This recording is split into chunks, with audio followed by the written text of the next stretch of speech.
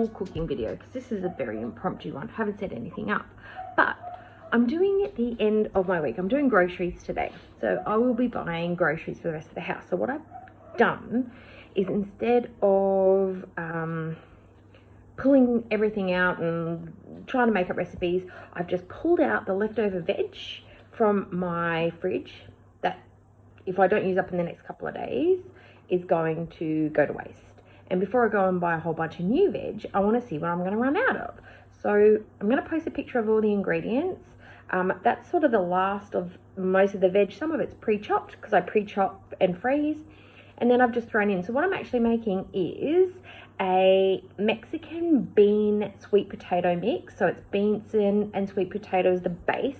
And then I'm going to be throwing in some zucchini, some capsicum, some onion, some coriander, homemade taco spice. I have to make my own taco seasoning because I'm allergic to some of the additives that they put into taco seasoning. So I just make my own. Lasts for ages, makes heaps.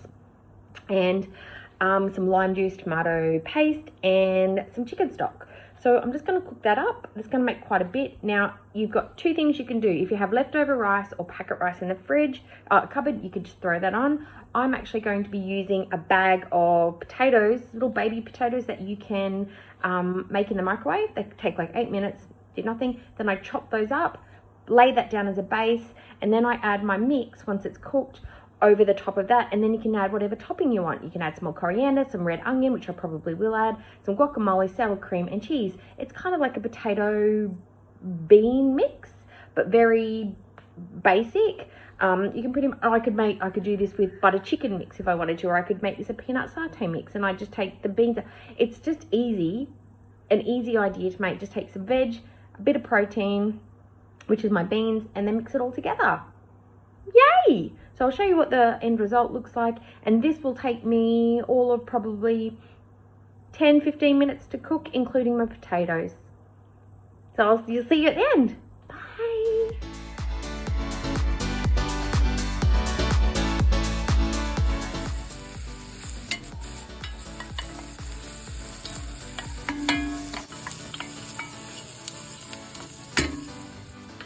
Now this has got capsicum, so I put the zucchini in very, very last because it doesn't take much to soften up the zucchini, and the capsicum just needs a little bit more, and the onions are getting where they need to be. So yeah, so now all I'm going to do is just let the zucchini cook for a bit, and then I'm going to add some salt and pepper,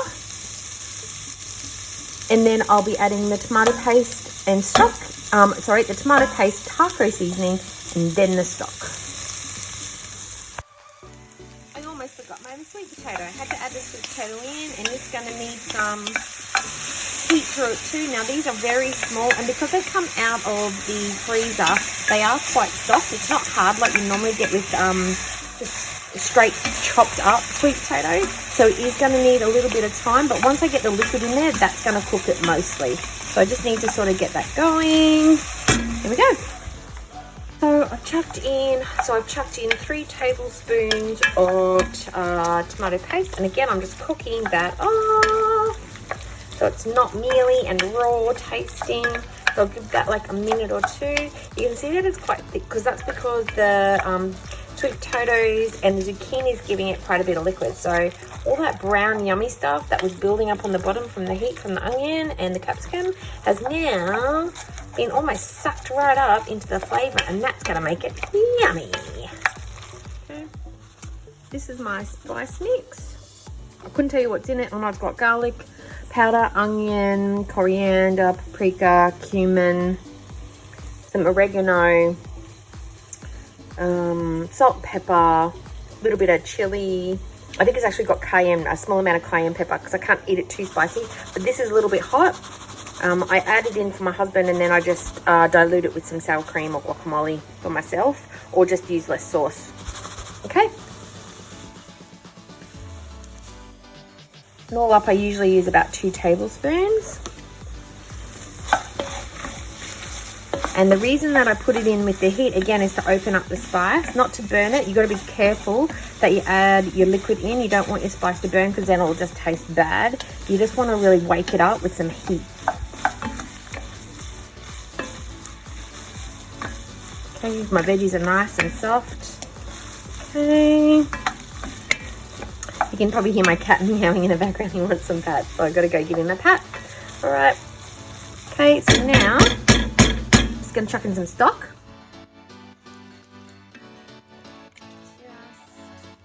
I just want enough liquid to sort of like cook the potatoes and make a bit of a sauce, and to dilute some of that tomato paste. I'm going to need some more. So far I've put in about 1.5 cups, so I'm going to add about another, probably another cup. And I am going to add a little bit of sugar to this just to cut the acid in the sauce. And at the very, very end, the last ingredient that I will add will be the beans, because the beans are pre-cooked. They are just tin beans, black beans, and I don't need to cook them. And if you cook black beans too long, or any kind of bean too long, they will go bitter and gross and really, really mushy. And I want to have the bite that the beans will give to this to give it like a really deep, meaty kind of flavour. And I will also add some salt and pepper to this. Okay, so I've added some salt and pepper. I haven't set it through yet. I'm just going to add about a tablespoon of lime juice. It's just going to give it, like, I don't know, a zesty flavour. I don't know why, but I always just add a little bit in it. It always just gives a little bit. And sometimes I'll even just sprinkle a little bit on top of the lime juice at the very end. It's just really nice. Don't at me. Now, I'm just going to have a little taste.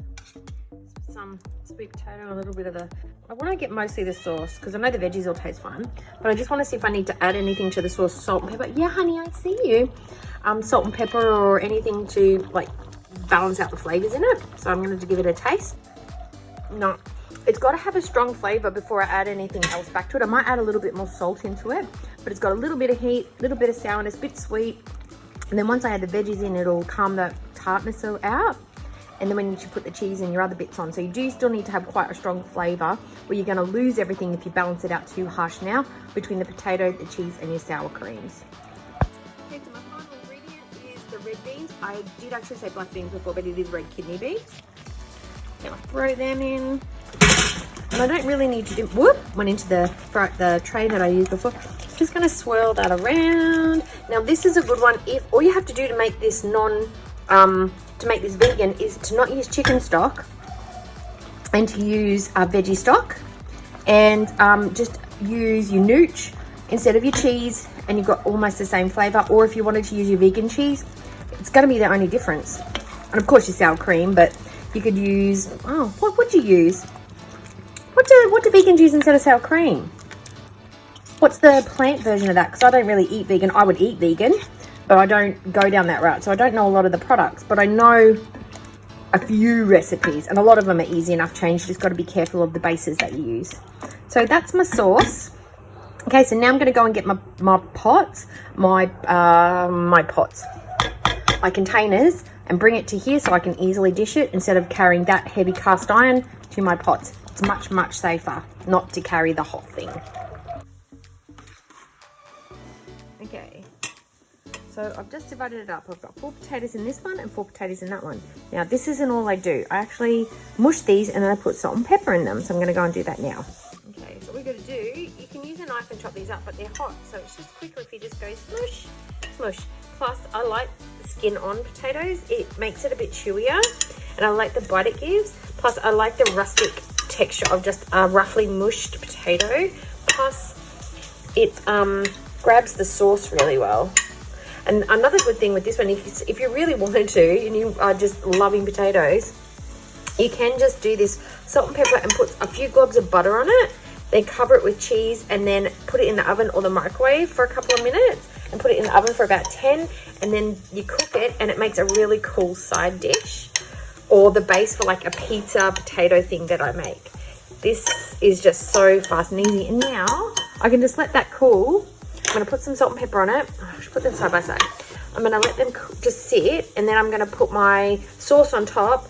And because nobody's going to be eating it straight away, put the lid on, leave it on the bench for a bit to cool down, then stick it in the fridge.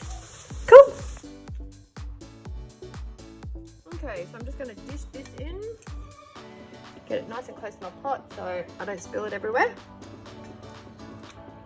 So there we go. Now that all up, that was probably cooking for about, I don't know, 10 minutes altogether on the pot from start to finish. Just gotta And the other thing I could do is if I've got any left over, the sauce just by itself, I'll just put it in a container and freeze it, and then when I've got some leftover rice, or if I've got more potatoes later, or you could even eat it with corn chips if you wanted to. If you wanted to do like a burrito bowl, totally fine to use it that way as well. Okay, so all up, because that's a really big bowl, that's probably made 2 serves, but my husband will take that for night shift, so he'll probably have that for dinner before he goes, or he'll have half of it before he leaves and the other half while he's on shift. And there is a little bit left over, so I'm going to freeze that, and then I might have that for one of my lunches next week with some rice, or I even might just have it with some potato on the side, or even just have that on its own with some cheese and avocado. Okay, so there we have it. I've dressed it with some of that 3 mixed cheese that I used in my other recipe the other day. That's got mozzarella, cheddar, and parmesan. My cat is still meowing. He's in a mood. And this is the smaller batch for me. So I have got cheese, red onion, spring onion, or shallots, as you guys would call it. We call them green onions. And some lightly dried coriander in there as well, just to add flavor, because I know not everybody loves arugula. I think that's what you guys call it, arugula? Or is that what you call parsley? Anyway, coriander. Just to add a little bit of flavor, because I really like coriander. If you don't like it, omit it, but it does add a nice base. And then to this, once you heat it up, you could always eat the avocado or some sour cream with it. So that's my quick, on the spot, made up out of my head, clean out the fridge recipe. Woohoo! I've just put the lids on. And this is the mess that's left over. I've got some stuff in the sink. Okay, I've got to put that in the bin. That's got to go in the recycling. But literally, that's everything else. And I've just put the scraps, the veggie scraps in the fridge. That's my clean washing up. And that's it. That's literally the mess. I've just wiped the bench down. Yeah. Okay, guys, I hope you enjoyed that one. Let me know if you end up making this one and what your result was at the end. Put it in the comments down the bottom. And if you wanted to like and subscribe, I'd really appreciate it. Bye, guys.